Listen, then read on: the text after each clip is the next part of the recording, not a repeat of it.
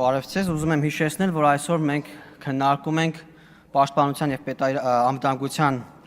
մշտական հանձնաժողովի նախագահի ընտրելու մասին հարցը։ Մեր թեկնածուն Վիլեն Կապրելյանն է, պարոն Կապրելյանը նախորդ գումարման ազգային ժողովում եղել է այդ հանձնաժողովում և շատ ակտիվ մասնակցություն է ունեցել մինչև իր մանդատը դնելը, իսկ այստեղ խոսվեց այդ մանդատը դնելու կապված։ Ես ուզում եմ նկատել, որ այդ ավանդույթը ևս, երբ քաղաքական գործիչը պատասխանատվություն է վերցնում իր արարքների և ասածների համար, ևս ներդրել է քաղաքացիական պայմանագիր և պարոն Կապրելյանը լավագույն օրինակներից է պատասխանատու քաղաքական գործչի։ Եվ նաև ուզում եմ հիշեցնել պարոն Կապրելյանի ակտիվ աշխատանքը այդ հանձնաժողովում իր նախորդ հնարավորության ժամանակ պարոն Կապրելյանը մի շարք օրենքներ նախաձեռնել, այդ թվում հասարակական կազմակերպությունների հետ սերտ աշխատելով, եւ կարծում եմ արժանի թեկնածու է այդ հանձնաժողովը գլխավորելու համար։ Պարոն Կապրելյան, ձեզ հաջողություն եմ մաղթում թե ընտրվելու հետ կապված, թե ընտրվելուց հետո նաև աշխատանքներ իրականացնելիս։ Մեր շատ գործընկերներ անդրադարձան մեր ընդդիմադիր գործընկերների խոսույթներին, այդ թվում պարոն Խաչատրյանի հայտարարություններին Տիկին Տաբայանը նկատեց հատկապես կապված մեր սպառազինության ձեռքբերման հետ կապված պարոն Խաչատրյանի իբր խնդրահարույց դիտարկումներին, բայց ուզում եմ հասկանալ, արդյոք դա խնդրահարույց է, երբ պետությունը մի քանի տեղերից է կարողանում ռազմական ձեռքբերումներ անել, որը պարոն Խաչատրյանը փորձեց այդպես ներկայացնել։ Պարոն Խաչատրյան, ուզում եմ հիշեցնել, որ մենք նախկինում մեկ կամ կարելի ասել գրեթե մեկ տեղից ձեռքբերումներ ունենալով մենք խնդիրների ենք բախվել, երբ այդ մեկ կենտրոնից կախվածությունը մեզ բերել է տարբեր խնդիրների, այդ թվում եւ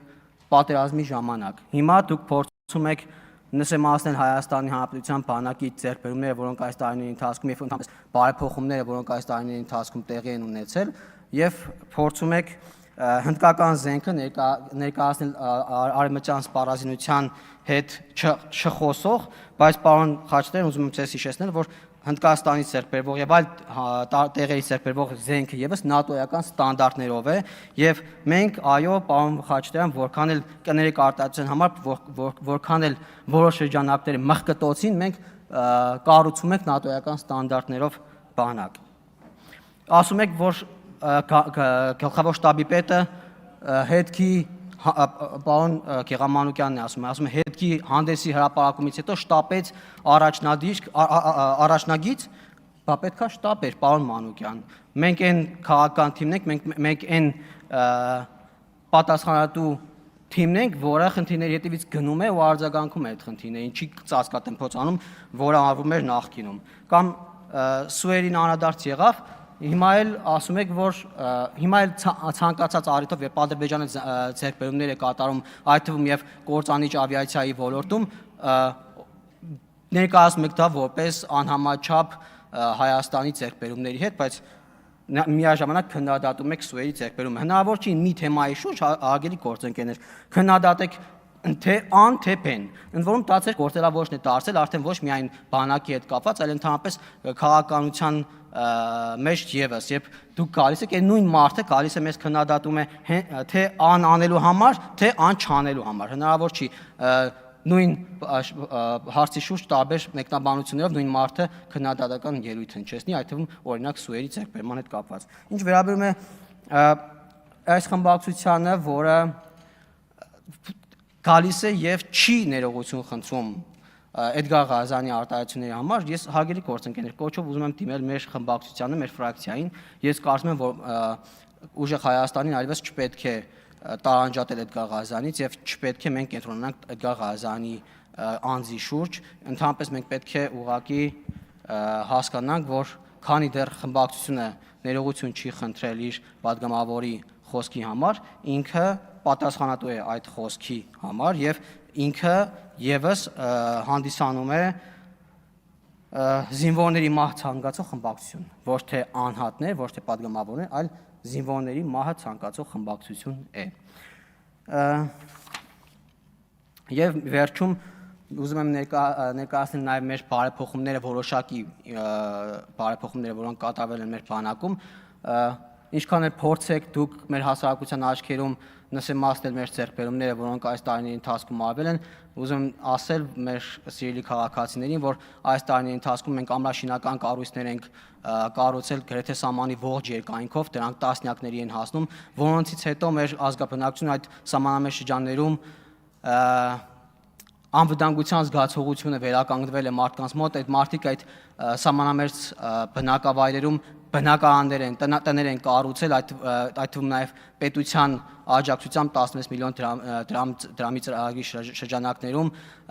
այդ բնակավայրերը նախկինում եթե դատարկվում են, հիմա շատերը տեղափոխվում են եւ մնում են ապրելու, ընտանիքները բազմանում են, մարդկանց անվտանգության զգացողությունը բարձրանում է, մեր զինվորականները ավելի բարձր աշխատավարձեր են սկսել ստանալ, մեր զինվորականները նաև սոցիալական խնդիրները լուծելու բերումով, որ կենտրոնացել են իրենց ծառայության վրա, մենք սպառազինություն ենք ձեռք բերել պարոն Կարնիկ Դավթյան, որը դուք փորձեցիք մանիպուլատիվ կերպով ներկայացնել, բայց ուզում եմ ձեզ հիշեցնել, որ այս կողմում արդեն փորձառու քաղաքական գործիչներ ու փորձառու գործիչներ են նստած ու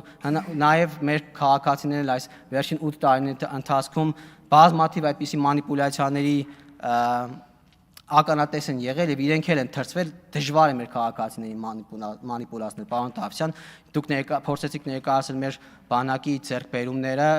բանակի բյուջեն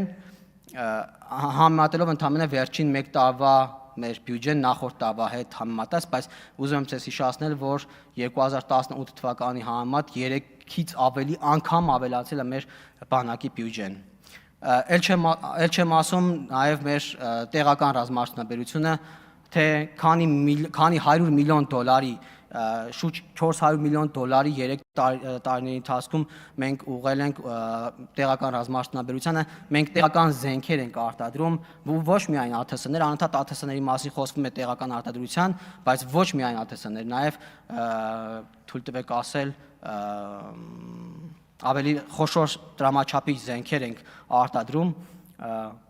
այդ թվում հրետանային միջոցներ, այնպես որ այո բանակում խնդիրներ կան եւ լինելու են, հնարավոր չի որ բանակի կենթանի օրգանիզմի ու հնարավոր չի այնտեղ խնդիրներից ընդհանրապես զերծ լինել, բայց ամենօրյա աշխատանք է տարվում այդ ուղղությամբ եւ վստահ եմ որ առաջ էլ չեմ ասում նաև մոռացա նշել այդ բարեփոխումների շրջանակներում մեր ռազմական ուսումնարանների ու ինստիտուտների ընդհանրապես կրթական մակարդակի բարձրացումը բազմաթիվ մի քանի անգամ պարոն Քոչարյանը ինձ երևի կհուշի թե քանի անգամ են ավելացել նաև համալսարանի ուսանողների եւ կուրսանտների թվականակը մենք նաև նրանց ապահովում ենք սոցիալական ծախսերով եւ այդ կուրսանտները ավարտելուց հետո միանգամից բնակարաններ են ստանում եւ սոցիալական խնդիրների առաջ չեն կանգնում եւ բազմաթիվ այդպիսի բարեփոխումներ են արվել, այնպես որ մեր բանակը հուսալի ձեռքերում է, մեր անվտանգության երաշխավորներից մեկն է բանակը եւ հուսանք ու մենք գնում ենք այն ճանապարհ, որ ոչ առաջին միջոցն է, եզրափակելով պարոն Կապելյան եւս մեկ անգամ ձեզ շնորհակալություն եմ հայտնում նախորդ գործունեության նախորդ ժամանակաշրջանի համար եւ հաջողություններ եմ մաղթում առաջիկայում։